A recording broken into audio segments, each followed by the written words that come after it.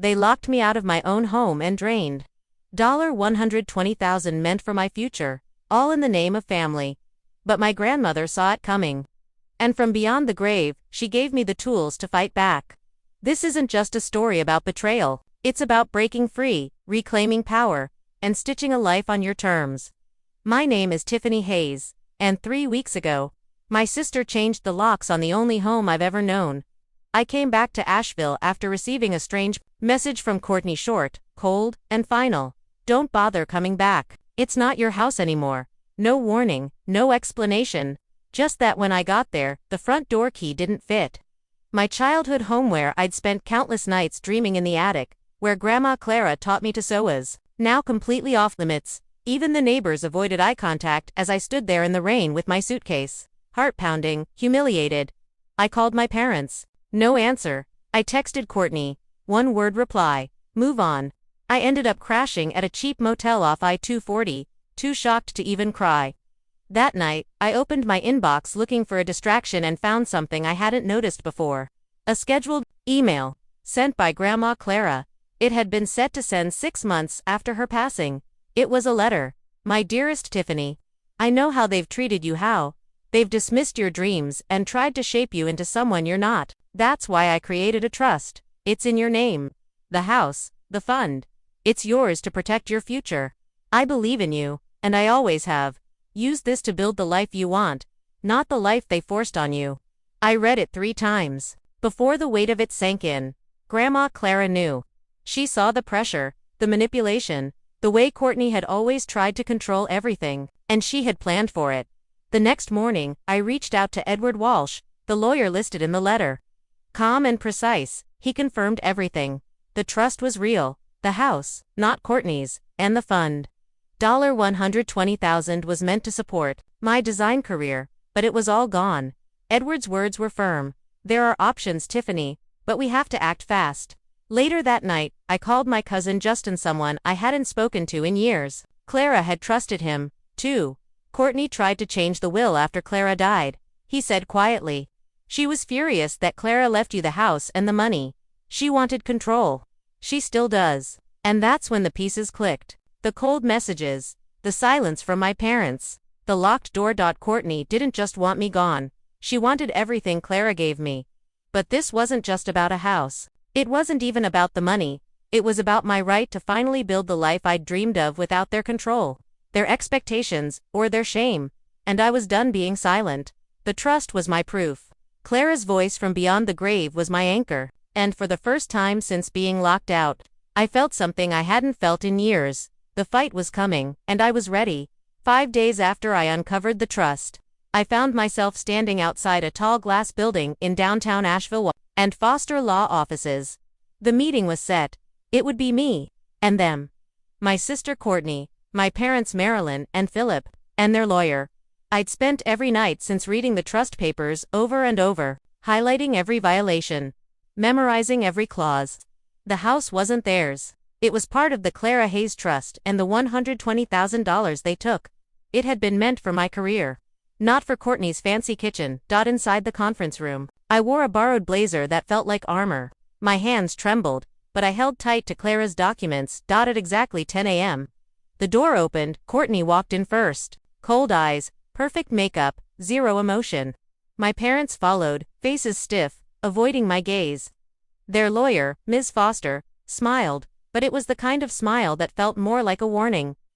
Justin, my cousin, slipped in last. He gave me a quiet nod, and I breathed a little easier.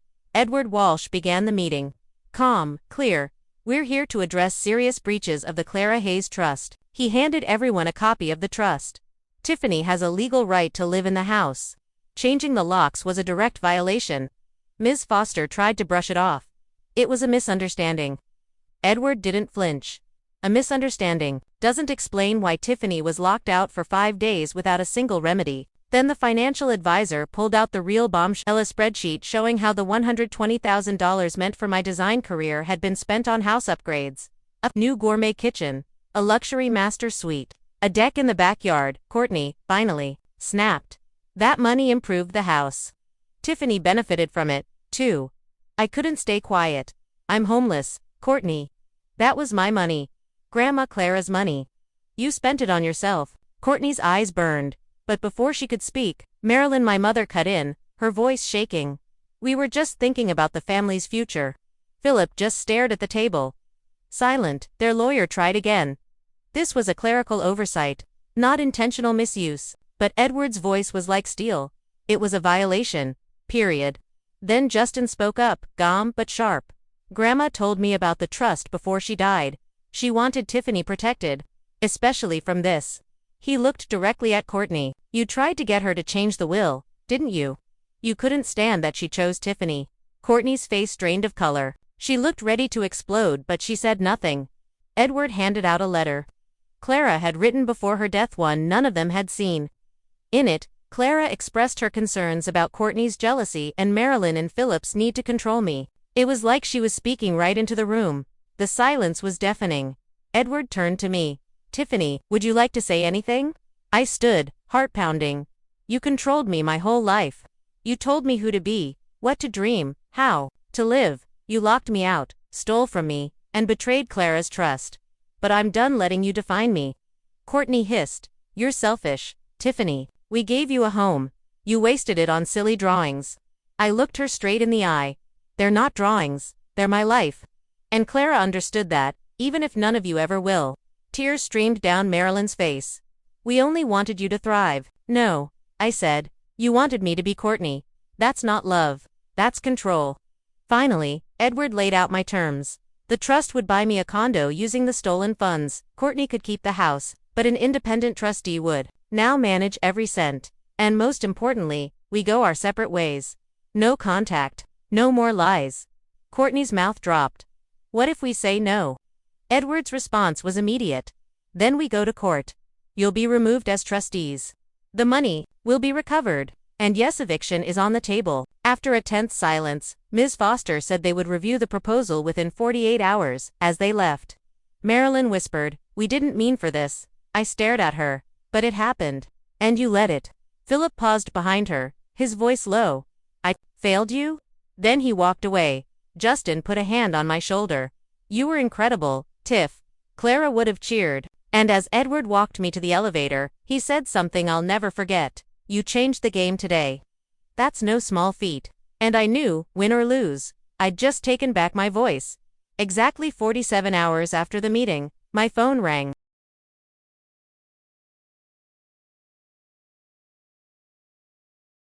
It was Edward Walsh. Tiffany, he said, his voice calm but firm. They signed. All of them. Your terms have been accepted. I didn't speak for a moment. I just stared out the window, the sunlight suddenly warmer on my face. They agreed. Courtney, Marilyn, Philip, the Clara Hayes Trust, would pay for my new condo using the $120,000 they had misused. Courtney would keep the family home, but an independent trustee would manage the finances from now on. And best of all, no more contact, no more manipulation, just peace. It wasn't the tearful apology I'd sometimes dreamed of. No one had begged for forgiveness, but it was real, and it was mine. A month later, I stood in the middle of my new one-bedroom condo in a bright artsy part of Asheville. Sunlight streamed through the big windows. The walls were still bare, waiting for life. Waiting for me. The space wasn't big, but it was enough. It felt like breathing for the first time. The trust had also set up a monthly stipend, just enough to keep me afloat while I got back on my feet. On a chilly Saturday, Justin helped me move in. He drove up in his pickup, loaded with boxes, my sketchbooks, my sewing supplies, fabric swatches, and my laptop. You're home, he said, handing me Grandma Clara's old sewing kit. Inside was a folded note, written in her careful script, for my little designer. I sat down on the floor right then and cried. She knew. Even then, she knew I'd need this, not just money or shelter, but strength to start over. That night, I pulled out a sketch pad and sat cross-legged on the floor. I started drawing the first pieces of a fashion collection. I had always dreamed of creating. Every line felt like a promise to Clara, to myself, that I wouldn't let their betrayal define me. A few weeks later, I started therapy with a woman named Dr. Sharon Coleman. She was warm, soft-spoken, but sharp. She specialized in family trauma. You're rewriting your story, she told me during our first session. That's hard, but it's powerful. She helped me untangle the guilt, helped me understand that I didn't destroy my family. They made their choices. And now, I was making mine. Justin became my closest friend. We hadn't been close growing up. He was older, had moved to Charlotte, but Clara's trust had brought us back together. One morning, over coffee, he opened up. "Clara always worried about you," he said, stirring his latte. "Courtney's jealousy wasn't new. Clara saw it even when you two were kids. She knew you were special, and Courtney couldn't handle that." I nodded, remembering how Courtney always rolled her eyes at my sketchbooks, called them scribbles. "Why, didn't you tell me all this earlier?" I asked. Justin smiled. "Because I think deep down, Clara wanted you to realize it on your own, and you did." With the condo as my base, I threw myself into building a career I had once only dreamed about. I applied to a fashion accelerator program, something I'd never have dared do before. I pitched my collection, inspired by Asheville's street art and vibrant culture, bold, colorful, unapologetic. To my shock, I got in. The program connected me with mentors, suppliers, and a small team to help bring my designs to life. I named the brand Clara's Thread, a tribute to the woman who gave me more than just money. She gave me the courage to believe in myself. My first drop sold out in days.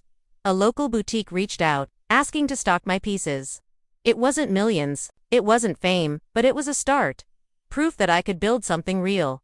The biggest change wasn't the money or the business. It was what I finally understood about home. For years, I thought home was a place, that house in Asheville, the porch, the walls, the familiar smell. But I was wrong. Home was never a building. Home was peace. Home was freedom.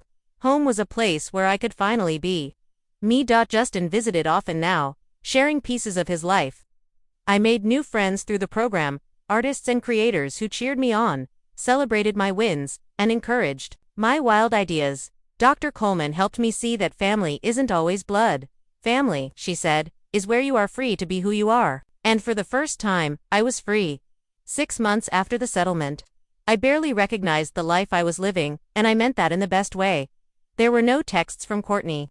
No guilt-tripping calls from Marilyn. No quiet disappointment from Philip. Just silence. For a long time, I'd been afraid of that silence, thinking it meant I was alone. But it turned out it'd be exactly what I needed. Justin told me that Courtney was struggling with the new trustee watching every dollar. Her grip on the family home was slipping. Marilyn had started therapy, apparently for the first time in her life, trying to understand how things had gotten so broken.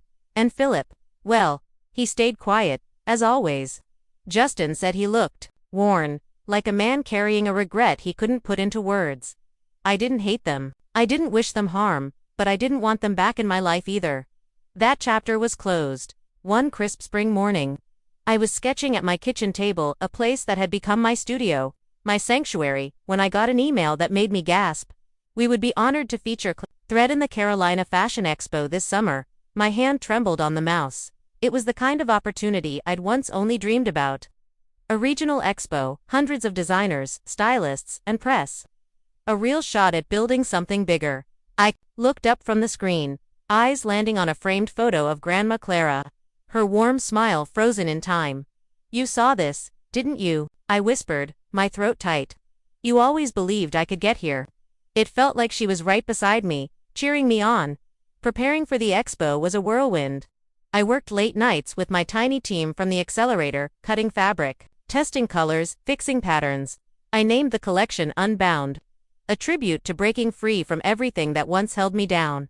On the day of the show, I wore a simple dress I'd made myself, bold cobalt blue, Clara's favorite color. As I stood backstage waiting to present, I took a deep breath and reminded myself, this was mine. Not Courtney's, not Marilyn's, not anyone else's vision but mine. When my models walked out, wearing designs stitched from pain, healing, and joy, the crowd clapped. Then they kept clapping. It wasn't just polite applause, it was real. It was recognition. After the show, 2 boutique owners approached me about carrying my pieces. A fashion blogger interviewed me on the spot. One investor handed me a card and said, "You have something special." I smiled through it all, stunned, grateful, but also proud. Because for once, I wasn't shrinking. Back at my condo that night, I opened a bottle of wine. Justin came by to celebrate. We sat on my little balcony under the stars, passing the bottle back and forth, laughing until we cried. Clara would have gone nuts, he said. She'd have stood on that runway and shouted your name. I know, I whispered, wiping my eyes. She already did. In her way, life wasn't perfect. I still missed the idea of having a whole family, a mother who cheered for me, and a sister who celebrated my wins. I still had moments where I wondered, why couldn't they just love me as I was? But those moments were quieter now, and they no longer defined me. I found love too, slowly, carefully. Someone who didn't want to fix me or mold me. Someone who listened and made space for my dreams. But that's another story for another day. Clara's thread grew steadily, from online drops to boutique shelves to a feature in a local fashion magazine titled The Girl Who Stitched Her Way Free. I framed that headline, not for vanity, but as a reminder that no matter how deep the betrayal, how loud the voices telling you you're not enough, you can break free. You can build something beautiful from the scraps they left behind. Today, when I walk into my condo, I don't feel like a guest or an imposter. I feel at home. There are sketches on the walls. My sewing machine hums softly. The kitchen smells like cinnamon tea. And on the windowsill sits Clara's old pincushion, shaped like a tomato. Just like when I was little, she gave me more than a trust fund. She gave me a legacy, not one of money, but of belief, of boldness, of walking away from what breaks you, even when it wears the face of love. My name is Tiffany Hayes, and this is where I begin, again. Not as someone else's version of me, but as I, free, fearless, and finally whole.